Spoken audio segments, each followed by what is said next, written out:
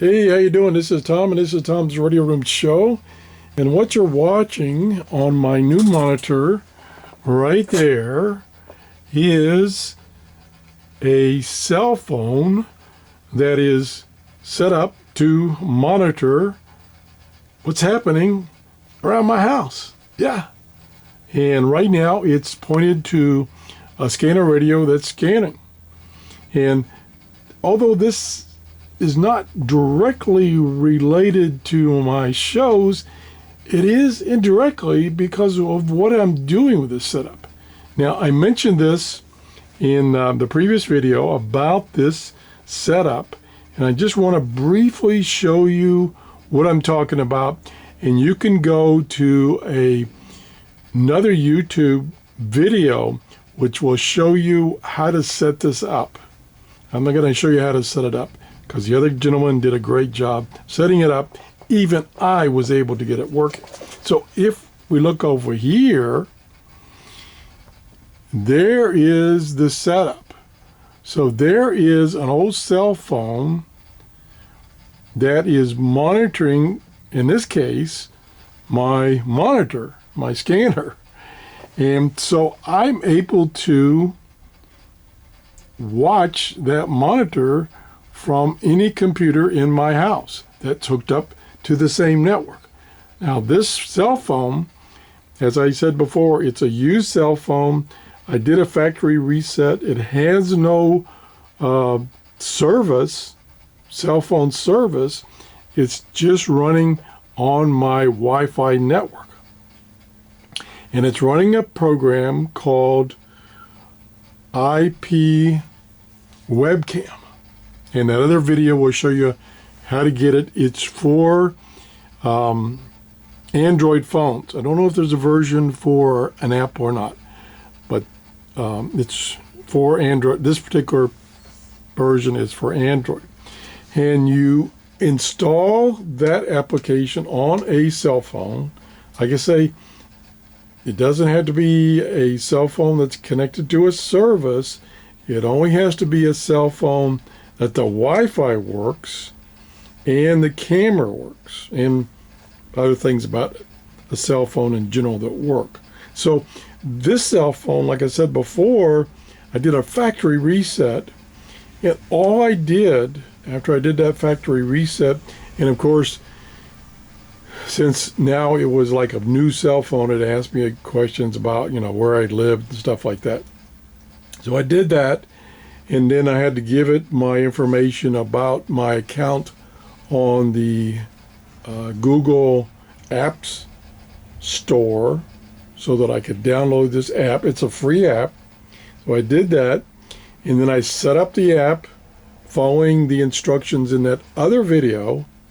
Took me just a few minutes, and it is now showing up on another computer. Now, it also has audio, but I can't turn the audio on because they're right next to each other, the computer and the cell phone, and it causes feedback. So I can't turn the audio on. And on this web page, and what this is, it's I don't know how to describe it, but it's basically a web page that's running on your network. And so you get to it by putting in your router address plus the address of this particular device, the IP address, which is 36, and it tells you what the number is, so you don't have to try to figure it out. So this is ID 36, and then you do a colon and then put in the next number that is related to this particular application.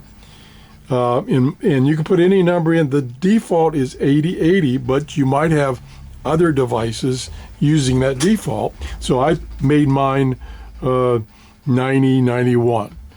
And you can add a password so that other people can't get to it. Although for me, it's not a problem because I'm just going to be showing things like this.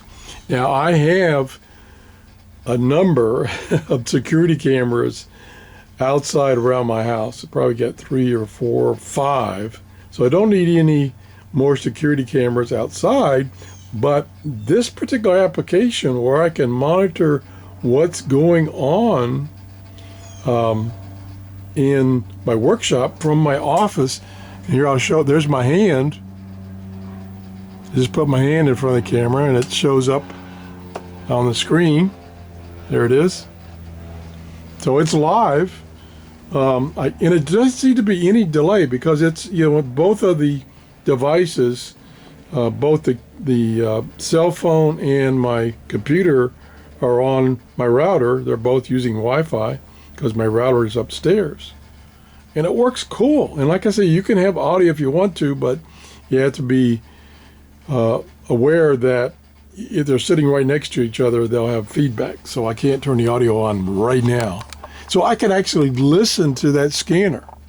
And then if I scroll down here, here's a whole bunch of options that you can actually control that camera over there. For instance, you can zoom in. Just click the zoom button. Boom, look at that, zoomed in there on the frequency. You can change the stream quality. It's defaulted to 49%, depending on the speed of your network. You can change the exposure compensation. You can switch cameras. Now, I'll have to be careful when I switch cameras, otherwise you'll see my ugly face. I'm going to switch cameras.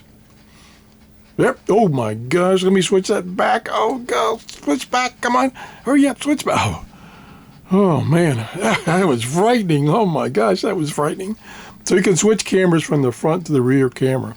Now, I don't know how old this particular cell phone is. It was given to me by a free cycler. It's a Samsung, somewhere around here. I got the model number. It's a Samsung SGH-T599N. That's the model number of this particular cell phone. It was distributed and it comes up with Metro PCS. So that was a service that the individual had. I have since reset it, so it's not going to do anything bad, like use her minutes or anything like that. So this is too cool. And like I say, you could use this as a security camera. You could tape this or stick it in a window and monitor outside. Of course, you have to keep your cell phone inside. You don't want it to be out in the weather. Or like I say, in this case, I'm monitoring my scanner down here in my workshop as opposed to having to drag that scanner upstairs. So if I had some frequencies, and I don't know why, I guess I don't have an antenna hooked to the scanner because it's not stopping anything. But say I had some special frequencies programmed into the scanner that don't come up very often, I could still watch while I'm doing work up in my office. So if this is not cool, I don't know what is. This is so cool. And there is another option that I tried to do, but it came back and said, no, your operating system for this cell phone is too old. That feature won't work.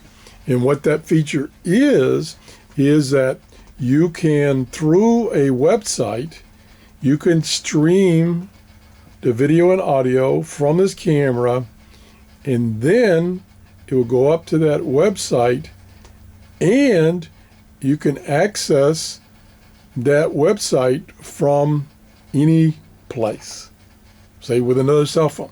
Now, the way I have it set up right now, it's the cell phone is connected to my network and my other computers are connected to my network. So it's a network to network, not network to network, but it's a device on a network to a device on a network. So I can't use a cell phone and go on the internet and get to this without using the other part of this application, which apparently will not run under this version of the Android operating system. I hope I got it out right. But the other video that I'll put the link to the other video down in the description below this video, and he shows you how to set this up. I'm not going to try to show you how to set this up. He will show you how to set it up. And he also has a cell phone that can do the other option, which this one can't do. He also shows you how to get a used cell phone for this particular setup. Because, like I say, if the screen is cracked but still displays the screen so you can do things, that's okay. If it doesn't have any cell phone service, you get part of what this can do. You get this wireless to wireless capability. You don't get the wireless to a cell phone capability. And he shows you which cell phones you could get to do that. Newer cell phone. This cell phone's probably, I'm guessing, 10 years old maybe. So I don't remember what version of Android OS it's running. So that's it. Hope you enjoyed this. This is really cool. I like playing with these things, and the YouTube is such a great source of information. And like I said before, I spend an hour every morning, going through videos and trying to find something that's of interest to my viewers. So if you enjoyed this show, please give me a thumbs up. If you haven't subscribed, that'd be cool to do too. I'd appreciate that. Bye-bye.